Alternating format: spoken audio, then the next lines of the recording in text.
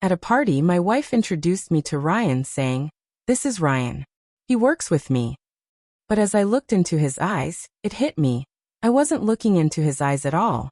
I was staring at my reflection in her wedding ring as she held hands with another man.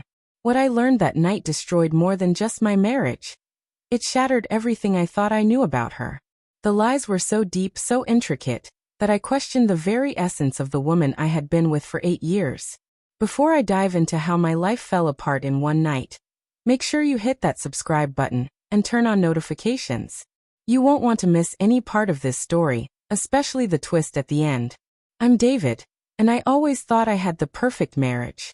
Sarah and I met in college, got married young, and built a life I thought was solid. She worked at a marketing firm, often staying late for client meetings. I worked in tech, mostly from home, which gave me plenty of time to notice the little changes. The way she began angling her phone away from me. How she started going to the gym at 6 a.m., even buying new lingerie that I never got to see her wear. But I trusted her. Love makes you blind, doesn't it? The company Christmas party was supposed to be our night. Sarah had been talking about it for weeks, excited for me to meet her colleagues. "You're going to love everyone, especially my project partner, Ryan. He's special," she'd said. She looked stunning in a red dress I'd never seen before, professional but different. She seemed nervous, constantly checking her phone. "There he is," she said, grabbing my arm. That's when I saw him. Ryan was tall, confident, the type who commands attention effortlessly. But it wasn't his presence that unsettled me. It was the way Sarah's whole demeanor shifted. Her voice softened, her laugh more genuine than I'd heard in months. When she introduced us, "This is Ryan. He works with me," I noticed something in her tone, an intimacy I couldn't ignore. Then it happened. A scar on Ryan's knuckle, identical to one Sarah had told me about years ago when she described a childhood accident. The scar she claimed was hers when she was 7. But now I realized it was on the wrong hand. My mind started racing. I remembered her telling me that story on our third date, showing me the small white line on her hand, but now I was staring at Ryan's matching scar on his opposite hand. The rest of the night, I couldn't stop watching. The way Ryan and Sarah moved together, effortlessly in sync.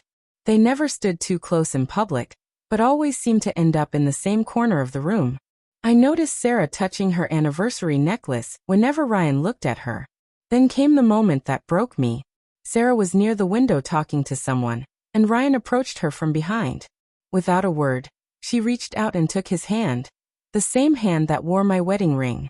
For 3 seconds, their fingers intertwined, while she continued talking as if nothing was happening. And in the reflection of her ring, I saw Ryan's face. The same look I used to see when I held her hand. That night, sleep eluded me. While Sarah showered, I did something I never thought I would. I went through her phone. What I found I wish I hadn't. Texts that went back 8 months, not just romantic ones, but messages planning a life together. Apartment listings, vacation ideas, and one message where Ryan asked if she had told me about the promotion in Seattle. Sarah had mentioned the Seattle promotion a few weeks ago as something we'd decide together, but reading those texts, I realized the truth. She had already made up her mind, and Ryan was coming with her. It got worse. Remember that scar? I became obsessed with it.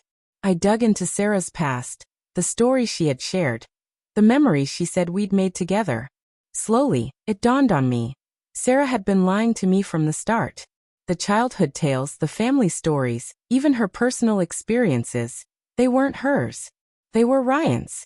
She had been blending his life into hers for so long. She couldn't tell the difference anymore. The Seattle promotion? It wasn't real.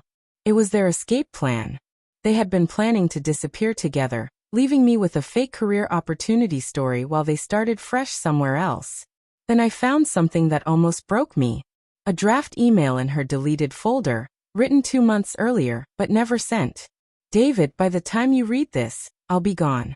I never meant for things to go this far, but I can't keep pretending to be someone I'm not. The woman you fell in love with doesn't exist." I could have confronted her then. I could have screamed, thrown things, demanded answers, but something inside me had gone cold. I decided to plan my next steps just as she had planned hers. I began documenting everything, Screenshots, photos, recordings of her late-night work calls that were actually conversations with Ryan. I hired a private investigator, and what he uncovered made my blood run cold. Sarah and Ryan weren't just having an affair. They'd done this before, to other men in other cities.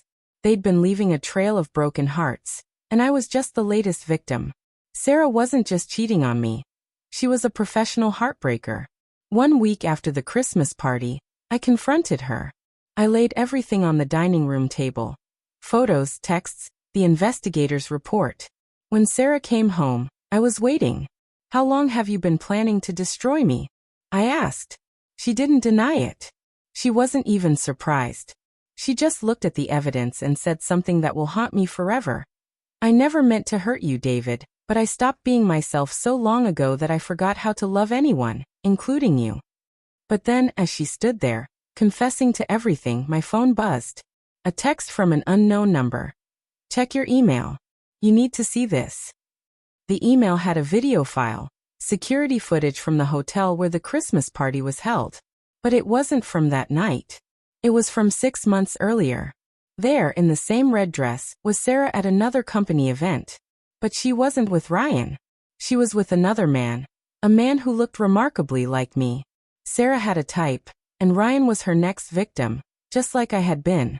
Sarah had been playing us both, weaving lies so complex that even she had lost track.